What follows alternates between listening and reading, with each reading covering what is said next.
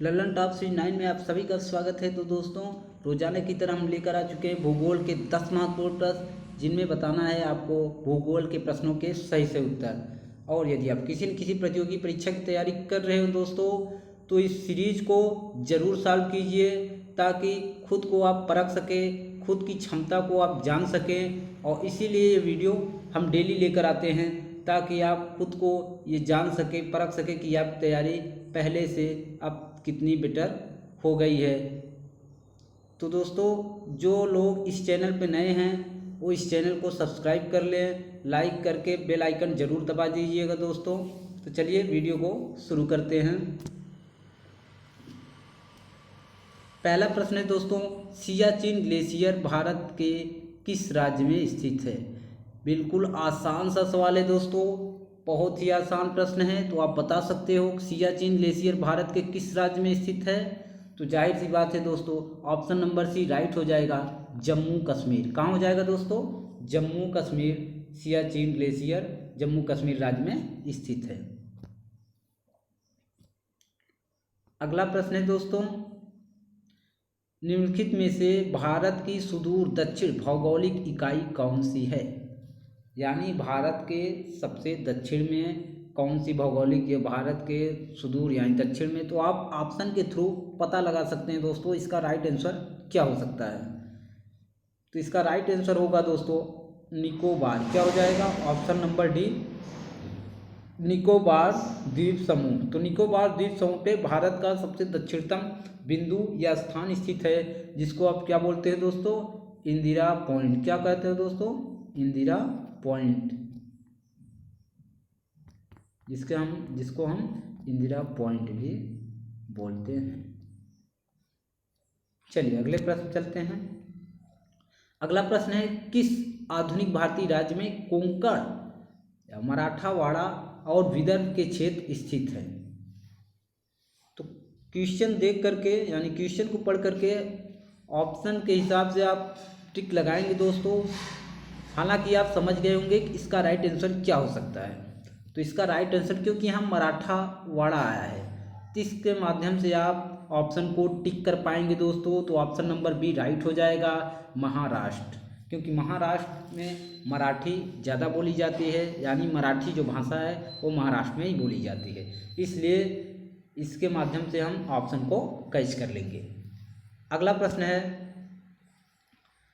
पटकाई की पहाड़ियाँ भारत को अलग करती है? तो किस देश से अलग करती है भारत को पटकाई की पहाड़ियाँ? तो हम बता दें दोस्तों, पटकाई की जो पहाड़ियाँ हैं वो कहाँ स्थित हैं? तो अरुणाचल प्रदेश में। कहाँ स्थित है दोस्तों? अरुणाचल प्रदेश में। इसीलिए जो पटकाई की पहाड़ियाँ जो लगती है वो म्यांमार से। कहाँ से लगती हैं? म्यांमार से। तो भारत और म्यांमार के बीच से, यानी भारत और म्यांमार के बीच सीमा बनाती कौन है? पटकाई पहाड़ियाँ। इसको कहीं कहीं पटकाई बूम भी बोला जाता है। जी हाँ दोस्तों, याद रखिएगा, इसको पटकाई बूम पहाड़ियाँ भी बोला जाता है। अगला प्रश्न है दोस्तों, निम्नलिखित राज्यों में से कौन सा राज्य तीन तरफ से बांग्लादेश से घिरा है? यानी भारत का ऐसा राज्य है जो तीन तरफ से बांग्लादेश से घिरा हुआ है। ऑप्शन देखिए और ऑप्शन देखकर बताइए क्या हो सकता है। तो इसका राइट आंसर ये हो जाएगा दोस्तों, क्या हो जाएगा? Option number D. क्या हो जाएगा दोस्तों इसका right answer? Option number D, Tripura. क्या हो जाएगा? त्रिपुरा। त्रिपुरा ऐसा राज्य है जो भारत के, यानी पश्चिम बंगाल राज्य से तीनों तरफ से घिरा है।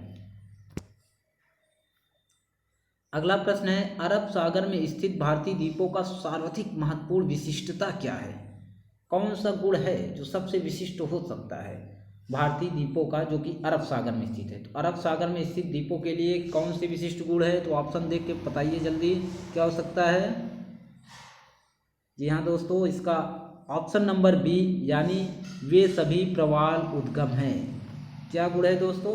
महत्वपूर्ण विशिष्टता ये है कि अरब सागर में स्थित जो भारतीय द्वीप हैं वो किससे बने हुए हैं? प्रवाल से। अब प्रवाल क्या होता है दोस्तों? ये प्रवाल है क्या? तो प्रवाल एक जीव है, एक समुद्री जीव होता है, और इन्हीं प्रवालों से, ये प्रवाल की लाइफ ज़्यादा नहीं होती, ये जल्दी से ख़त्म हो जाते हैं। प्रवाल में कैल्शियम कार्बोनेट के बने होते हैं, इनके जो खोल होते हैं कैल्शियम कार्बोनेट बने होते हैं और यहीं एक दूसरे पर जमा होकर करके पहाड़ी बन गई है। ठीक है, जैसे लक्षद्वीप, जो लक्षद्वीप है समुद्र में निकला हुआ जो द्वीप है जो कि भारत का एक केंद्र शासित प्रदेश है, वो पूरी तरीके से प्रवाल से निर्मित है। अगला प्रश्न है, भारत का पूर्वतम स्थान निम्नलिखित में से किस राज्य में अवस्थित है? तो बताना है भारत का पूर्वतम स्थान, तो जाहिर सी बात है दोस्तों, भारत के सबसे पूर्व में कौन सा राज्य है? अरुणाचल प्रदेश। तो अरुणाचल प्रदेश में वो स्थान होगा। तो इसमें क्या है, इसमें राज्यों का ऑप्शन दिया गया है, तो राज्य क्या हो जाएगा दोस्तों? Option number C, Arunachal Pradesh Bharat के सबसे पूर्व में स्थित राज्य है। अगला प्रश्न है, भारत का सुदूर पूर्वी बिंदु है। अब दोस्तों आप समझ आ रहा होगा ये क्वेश्चन कि भारत का सुदूर पूर्वी बिंदु है, इसका मतलब ये कि वो कहाँ स्थित है? अरुणाचल प्रदेश में, क्योंकि अरुणाचल प्रदेश भारत का सबसे पूर्वी राज्य है, तो ये बिंदु भी अरुणाचल प्रदेश में ही स्थित होगा। तो क्या नाम है उसका? किबीथू। कहाँ स्थित है दोस्तों? किबीथू। ये अरुणाचल प्रदेश के अंजा नाम का एक जिला है। क्या नाम है? अंजा। तो अंजा जिले में स्थित है किबीथू। किस जिले में स्थित है? अरुणाचल प्रदेश के अंजा जिले में किबीथू नामक स्थान स्थित है, जो कि भारत का सबसे पूर्वी बिंदु है। अगला प्रश्न है दोस्तों, भारत के किस भाग में बैरन ज्वालामुखी द्वीप स्थित है? तो आपको बताना है किस भाग में स्थित है। तो जाहिर सी बात है दोस्तों, अंडमान के पूर्व में। ये क्वेश्चन एक बार हम करा चुके हैं, इसमें बताए थे जानकारी के तौर पे कि अंडमान द्वीप समूह के पूर्व में, इसके पूर्व जाएंगे तो एक एक्टिव ज्वालामुखी यानी सक्रिय ज्वालामुखी स्थित है, जो कि बैरन द्वीप बोलते हैं। क्या है? बैरन ज्वालामुखी, जो कि बैरन द्वीप पे स्थित है। और एक नारकोंडम भी स्थित है, जो कि शांत ज्वालामुखी है। तो बैरन ज्वालामुखी पहला विस्फोट कब हुआ था दोस्तों? 2010 में, यानी 2010 से ये विस्फोट हुआ ये ज्वालामुखी, और तब से अब तक इससे लावा बराबर निकल रहा है, यानी तब से अब तक इससे लावा उद्गम हो रहा है, लावा निकल रहा है। अगला प्रश्न है, दिसंबर 2018 में हैवलॉक द्वीप का नया नाम क्या रखा गया या क्या किया गया? तो 2018 में जब प्रधानमंत्री मोदी जी वहाँ पे गए थे, तो इन्होंने कहाँ पे गए थे? अंडमान निकोबार द्वीप पे गए थे। तो वहाँ पे 3 द्वीप थे, इसका नाम था रॉस द्वीप, हैवलॉक द्वीप, एक नाम था रॉस द्वीप, फिर हैवलॉक द्वीप जो कि यहाँ पे दिया गया है, और एक का नाम था नील द्वीप। क्या नाम था दोस्तों? नील द्वीप। ये 3 द्वीप थे, रॉस द्वीप, नील द्वीप और हैवलॉक द्वीप। इन द्वीपों का नाम बदल दिया गया था। रॉस द्वीप का नाम क्या कर दिया गया था दोस्तों? नेताजी सुभाष चंद्र बोस द्वीप नाम कर दिया गया था। नील द्वीप का नाम क्या कर दिया गया दोस्तों? शहीद द्वीप नाम कर दिया गया था। और हैवलॉक द्वीप का नाम बदल करके स्वराज द्वीप कर दिया गया था। क्या कर दिया गया दोस्तों? स्वराज द्वीप। तो ऑप्शन नंबर सी इसका राइट हो जाएगा। तो दोस्तों वीडियो आपको कैसा लगा?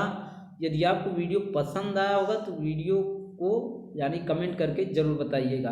और आपने कितने प्रश्न एकदम सही सॉल्व किए, आपके कितने प्रश्न सही हुए, आपने खुद को जांचा होगा अभी ये प्रश्न यानी टेस्ट दे करके इस सीरीज को सॉल्व करके। तो दोस्तों कमेंट बॉक्स में जरूर बताइएगा। तो आज के लिए दोस्तों इतना ही, और मिलेंगे हम जल्दी नेक्स्ट वीडियो में। जय हिंद।